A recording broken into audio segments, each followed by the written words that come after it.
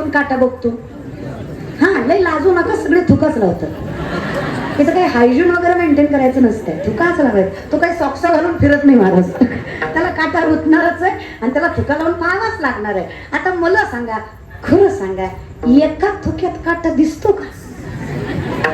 एकदाच घेतला आणि एकदाच लावला की लगेच काटा दिसतो. त्याचा पाय म्हणजे 5 स्टार असतो महाराज.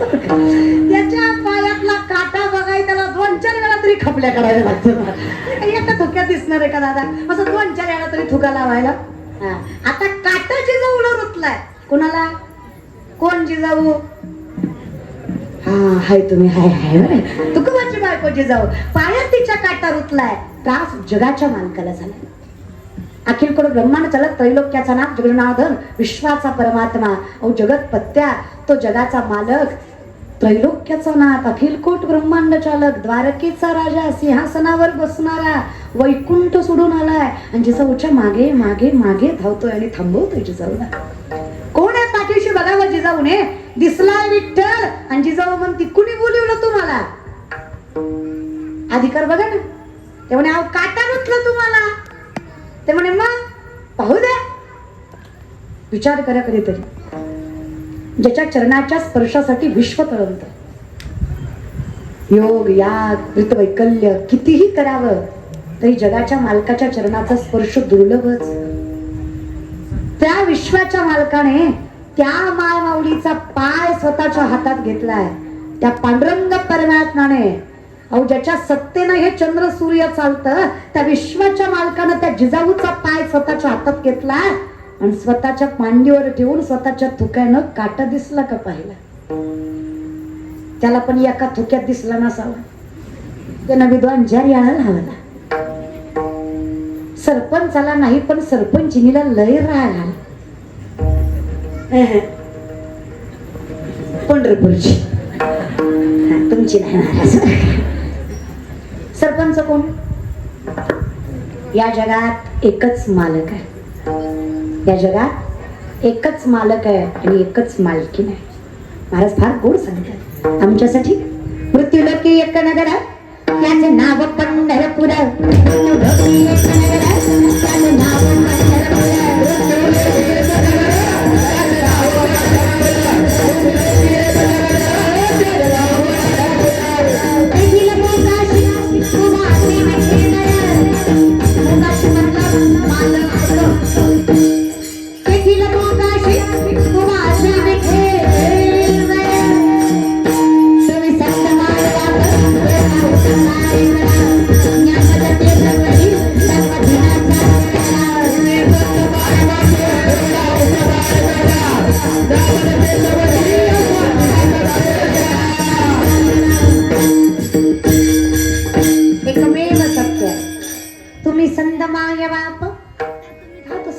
एकत्र चालू झालं ना दादा, गोंधळ ऐकू येतोय. शब्द कळत नाहीत अभंगाचं. काही जमलं तर करा. तुम्ही संत माय बाप एवढा उपकार करा. न्यामजतीत वरी दाखवा दिनाचा सोयरा. दिनाचा याचा अर्थ प्रत्येकाला तेवढाच अधिकार आहे. उच्च नीच काही, इष्टे भाव भक्ती, ना ज्ञान अज्ञान, ना उच्च नीच, ना कुळ गोत्र जात पंथ, ना वर्ण. इथे फक्त शुद्ध भाव. मग नामदेव पायरी झाडणारी बाई काय आणि अभिषेक करणारा पुजारी काय, दोघाचा अधिकार सारखाच. आणि काय केलं नाही माझ्या विठ्ठलाने. अहो नरहरी सोनाराला 1400 तोळ सोनं एका सावकाराने घडवायला दिलंय. 1400 म्हणजे सोपं. सांगितलंय उद्या लग्न आहे पोरीचं, उद्या 12 पर्यंत व्हायला पाहिजे. भगवंताच्या नामात दिवस निघून गेले, कळलं नाहीये, उद्यावर आलंय. नरहरी सोनारांना चिंता वाटायला लागली, कसं घडवायचं सोनं. सोपं आहे का? एखादा दागिना घडवायला दिवस लागतात. पाटले, तोडे, मंगळसूत्र, काय काय काय तर मला एवढं नाही माहिती. खूप काही असतं. एवढं सगळं घडवायचं. सावकाराने सांगितलं उद्यापर्यंत नाही झालं तर दुकान उठवत. विठ्ठलाच्या भक्ताचं दुकान उठवायचं एवढं कुठं सोपं आहे. पंढरीच्या मालकानं वैकुंठ सोडला आणि नरहरी सोनाराच्या दारात 10 वाजता रात्री येऊन उभा टाकले. दरवाजा वाजवला. कोण आहे? विठ्ठल सोनार आहे मी. कारा कारागिरच चांगला भारी सोनं घडवता येतं मला, म्हणाल तसे दागिने करतो, गरज आहे मला कामाची, पण विश्वास कसा ठेवावा? सगळं शरीर थंड आहे, सगळं शरीर अप्रकाशित आहे, फक्त स्वरूप प्रकाशात आहे. तेजस्वी स्वरूप दिसतंय, चेहरा दिसतोय. नरहरींना कळावं देवच यावा. दिलंय कारागिराकडे सोनं करायला, 1400 तोळं सोनं 3 तासात दागिने करून तयार. पहाटे 3-3:30 पर्यंत काम आवरलं. 3:30 वाजता सगळं सोनं ठेवून सगळे दागिने नरहरी सोनाराच्या हातात ठेवून विठ्ठल सोनार म्हणतात, येतो बरं आता. नरहरी सोनार म्हणले, असं काय करता? अहो सकाळी जा ना, इतक्या रातचं कुठं जाता? ते म्हणे, नाही लोक वाट बघतायत माझी. कोण वाट बघताय? अहो गिरजेचा कांत सुद्धा उभा आहे.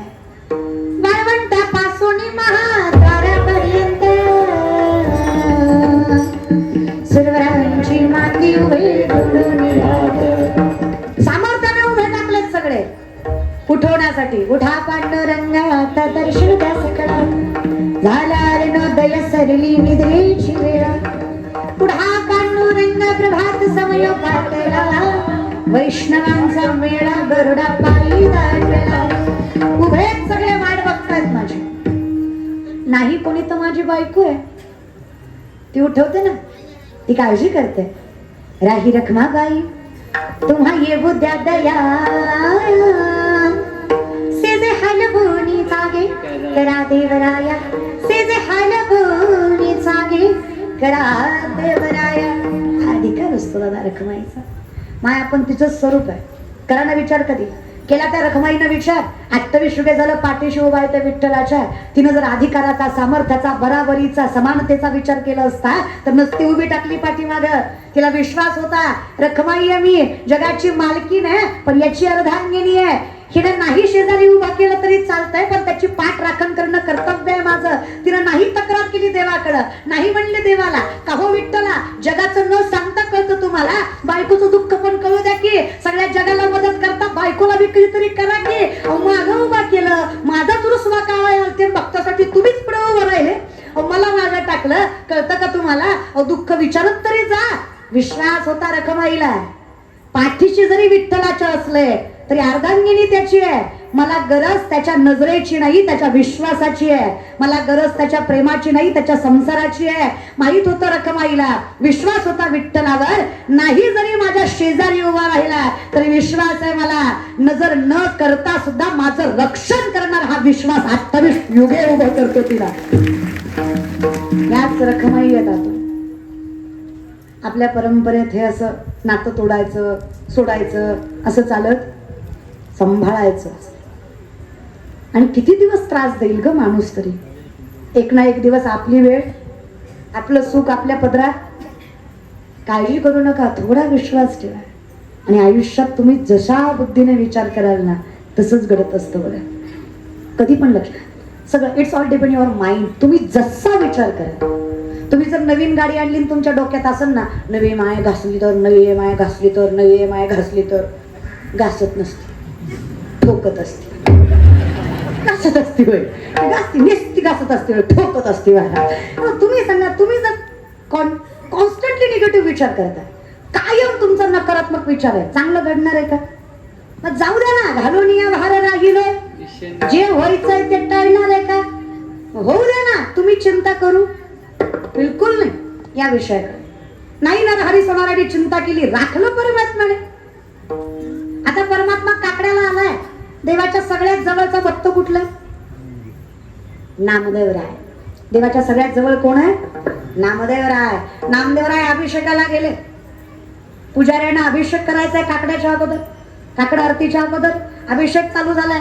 पहिल्यांदा पाणी टाकलं, दूध टाकलं, दही टाकलं, आता मध टाकलाय. जसा मध पडलाय मूर्तीवर, मूर्ती थरथर कापायला लागली. चिंता वाटायला लागली ब्राह्मणाला, काय चुकलं की काय माझं? आयुष्यात एवढी पूजा केली पांडुरंगाची, पण कधी मूर्ती थरथर कापलेली पाहिली? काय चुकलं असावं माझं? मग नामदेवरायांना बोलवलं, नामदेवरायला विचारायला लावलं, बघा काय झालंय देवाला, मध टाकला की थरथर कापतंय. त्याचं कारण आहे, जर प्युअर मध असेल आपल्या डोळ्यासमोरचं बरं का, बाकी 99% जर तुम्ही दुकानात घेता ते मध सगळे खोटे असते.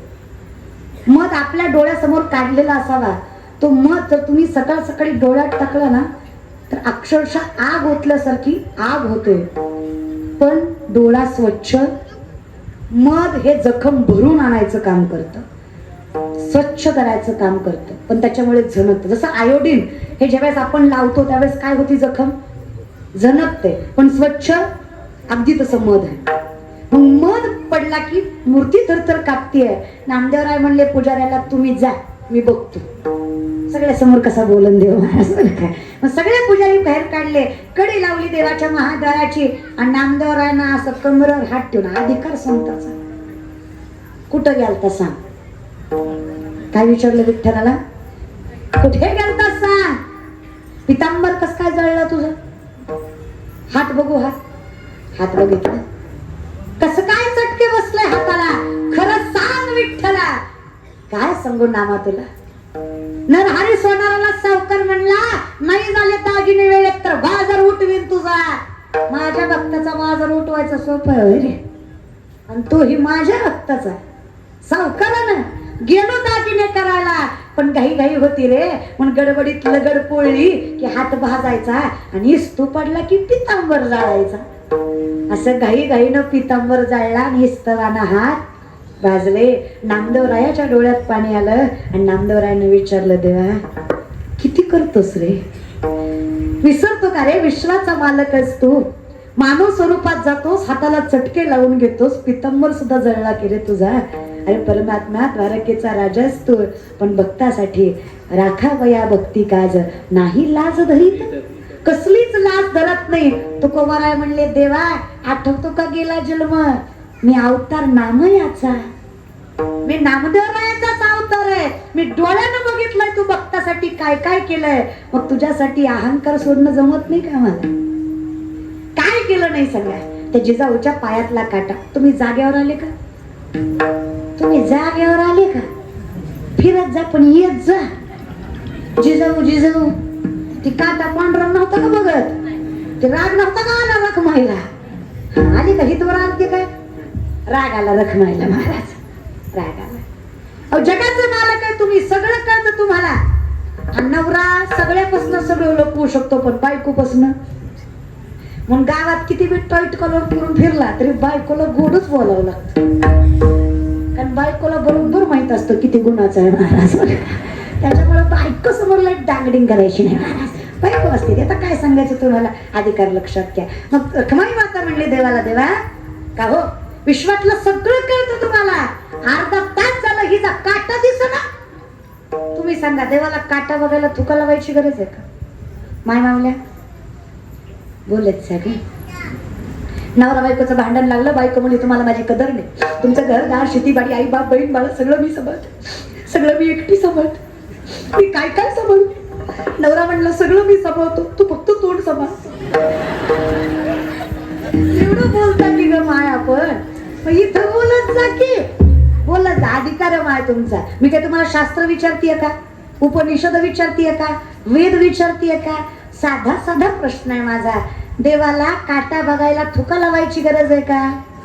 न सांगता तुम्हा कळू येते. देवाला मुंगीच्या पायातल्या पंजनातल्या घुंगराचा सुद्धा आवाज ऐकू जातो, त्याला काटा दिसणार नाही का. रखमाई माता म्हणली, का हो देवा नाटक करताय. देव म्हणलं, काय वाटतं रखमा तुम्हाला, अहो काटा रुतवणाराही मीच आहे आणि काटा काढणाराही मीच आहे. माझ्या तुकोबाची अर्धांगिणी आहे, माझ्या तुकोबाचा संसार सांभाळला हिने. हिचा अधिकार संतांपेक्षा देवापेक्षा कमी नाही. हिच्या पायाची धूळ माझ्या मुखाला लागली तर स्वतःला सौभाग्यवान समजतो मी. हिच्या पायाची धूळ लागावी म्हणून एवढा अट्टहास केला. असं काय गरज आहे सांग बरं मला. तुम्हीच सांगा काय अधिकार असतो माय मावल्यांचा. लय ताकद गमाय, काय सामर्थ्य. महाराज पाठीमागं देव फिरतोय. जिजाऊचा काटा विठ्ठलानं काढला बरं का केराडेकर. जिजाऊचा काटा विठ्ठलानं काढला. भाऊ तुमचा आमचा काटा लोकांनीच काढला. आपल्याला काही देव भेटलाच नाही महाराज. आपला काटा लोकांनीच काढला. लोकांना काही आपलं खपत. लोक हो एवढा जरी सुंदर सप्ता केला तरी अख्खं गाव चांगलं म्हणत नसत. 2-4 तरी खौट बोलणार. म्हणणार या यात्रा करायची तर सप्ताह करते ती. काय गरज आहे लोकांचं खायचं लोकांनाच द्यायचं. लोक आहेत महाराज नीट बोलत. पण जाऊ दे लोकांचा फार नाही विचार करायचा. ते बोलणारच अनंत वाचाळ त्या पैसे गोपाळ पावे हरी. आम्ही विचारलं देवाला काय करावं देवा तुझ्या जवळ राहण्यासाठी. तू कवर आहे म्हणले काही करू नका. चित्त समाधानी करा. आहे तसे थांबा. सामर्थ्याने लक्षात ठेवा तुझ्यामुळे आहे. देवे दिला कशासाठी. पण आमचं कसं झालंय मुंगी साखरेचा रवा. आमचं आयुष्य कमी आहे, ज्ञान कमी आहे, ताकद कमी आहे, पण अहंकार